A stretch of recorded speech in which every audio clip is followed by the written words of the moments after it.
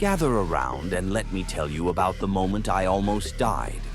We were once again on some godforsaken mountain in northern Iraq. We were on the move, and since the intel suggested no contact was expected, we were a bit more relaxed. Back then, ballistic plates weren't that common, and of course I wasn't wearing one. We were traversing the ridges of the mountain. To our left, about 400 to 500 meters away, there was another hill. We were moving in a single file line. Since the captain was leading the group, I, as the second officer, was at the rear.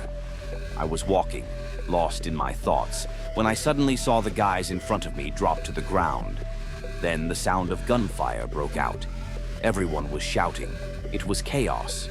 I threw myself to the ground as well. We didn't have proper cover. We were on the ridge of the mountain, and those sons of bitches were on the opposite hill.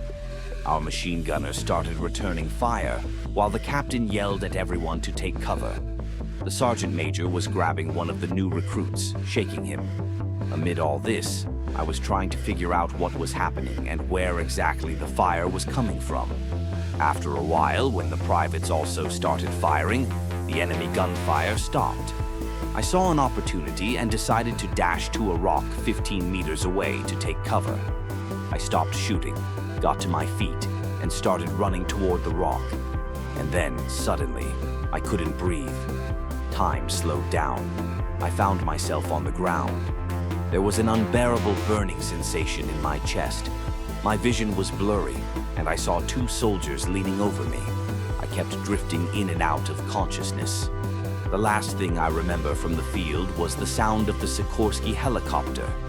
Then I opened my eyes in the ICU. From what they told me, they performed constant chest compressions in the helicopter on the way to the hospital. I was rushed into surgery, which lasted about 6 hours. My heart stopped once during the operation, and clinically, I was dead for 3 minutes. I was in a coma for 3 days. They didn't expect me to wake up, but I did.